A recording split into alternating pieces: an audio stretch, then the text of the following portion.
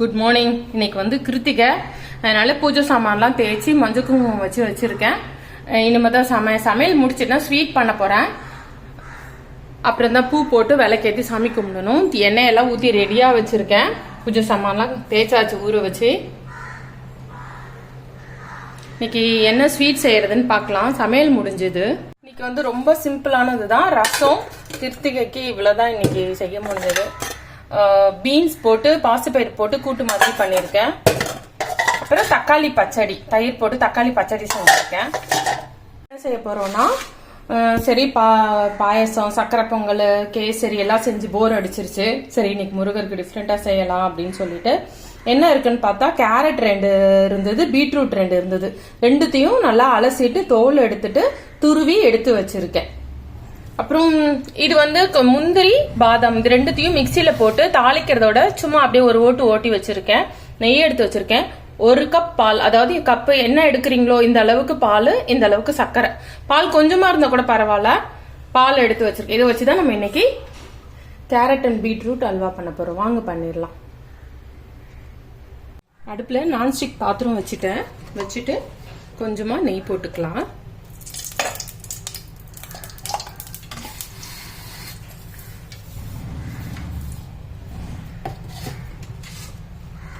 நெய் போட்டுட்டு கேரட்டையும் பீட்ரூட்டையும் இதில் போட்டுடலாம்.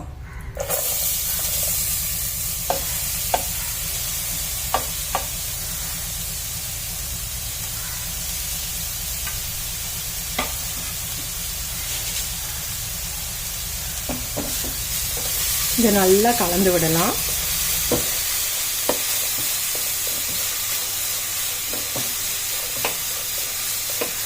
இது கொஞ்சம் வதங்கினோன்னா நம்ம பால் சேர்த்து மூடி வைக்கலாம்.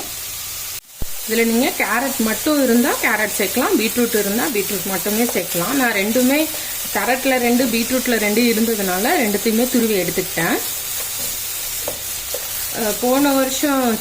போன மாதம் வந்து பிரதோஷத்துக்கு எங்கள் ஊரில் கோயில் கொடைக்கு போயிருந்தேன்.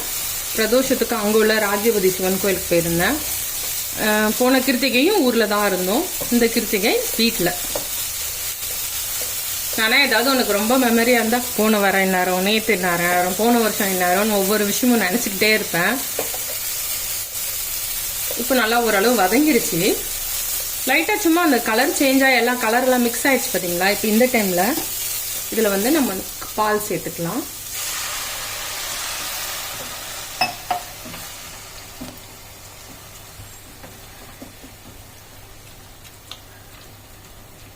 பால் சேர்த்துட்டு கேரட் வேகட்டும்.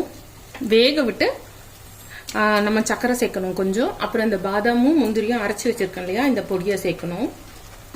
இப்போ வந்து இதை நம்ம வந்து மூடி வச்சிடலாம். தண்ணிலாம் சேர்க்க தேவையில்லைங்க. கிச்சன் செட்டப்மே மாத்திட்டேன். இந்த பக்கம் இருந்தது, இந்த பக்கம் வந்துருச்சு, இந்த பக்கம் இருந்தது, இந்த பக்கம் போயிருச்சு. இது வந்து இந்த மாதிரி வச்சிருக்கேன். இது வந்து ஸ்டாண்டை வச்சு ஆணி அடிச்சு மாட்டிட்டேன்.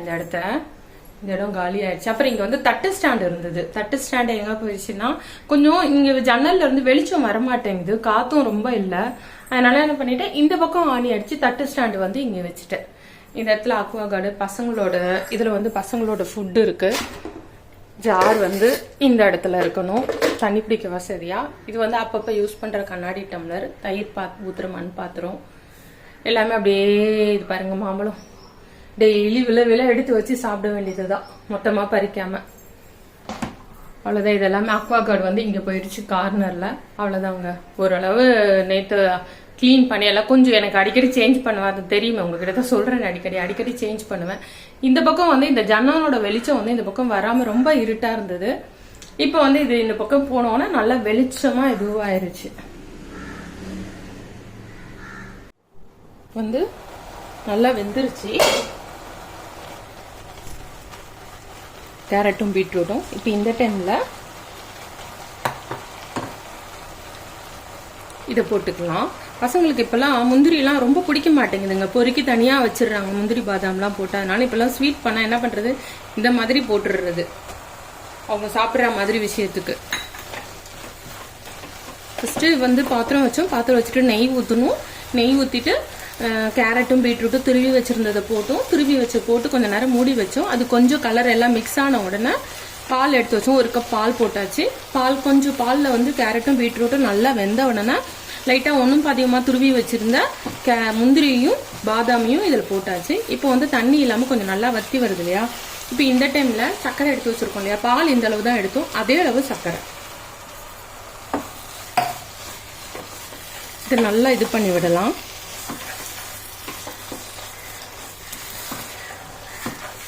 நெய் வந்து இப்போ விட வேணாம், கொஞ்சம் இது வெந்து நம்ம சுருண்டு வந்து சர்க்கரை எல்லாம் மெல்ட் ஆகி அது வத்துற நேரத்தில் நம்ம நெய் விட்டுக்கலாம். இப்போ வந்து சிம்மில் வச்சு அடுப்பை நம்ம மூடி வச்சிடலாம். இப்போ இந்த டைமில் நீங்கள் ஏலக்காய் வேணும்னா ஏலக்காய் சேர்த்துக்கலாம், வெண்ணிலா எசன்ஸ் வேணும்னா வெண்ணிலா எசன்ஸ் போட்டுக்கலாம். நான் வந்து லைட்டாக பிஸ்தா எசன்ஸ் வந்து பிஸ்தாவும் ஏலக்காவும் சேர்ந்த ஸ்மெல்லு இது கொஞ்சமாக போதும்.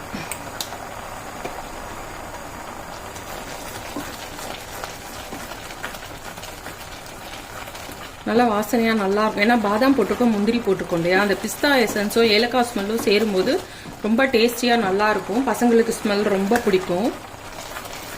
இப்போ வந்து மூடி வச்சிடலாம். என்னாச்சுன்னு பார்ப்போம். கொஞ்சம் நல்லா தண்ணியில் வத்தி இருக்கு, இன்னுமே சுருளணும். சுருண்டாதான் நல்லா இருக்கும்.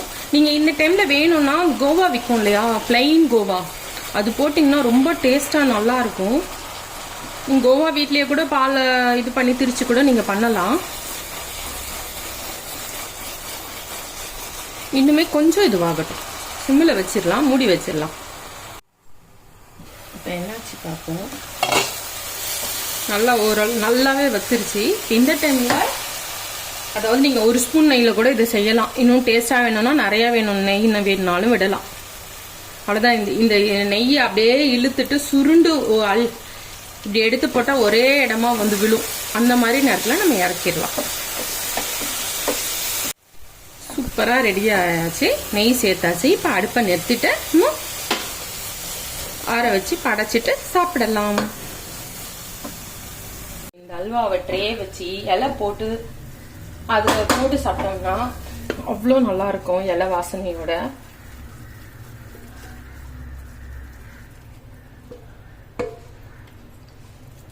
அவ்வளோதாங்க, சூப்பரான carrot and beetroot halwa ready.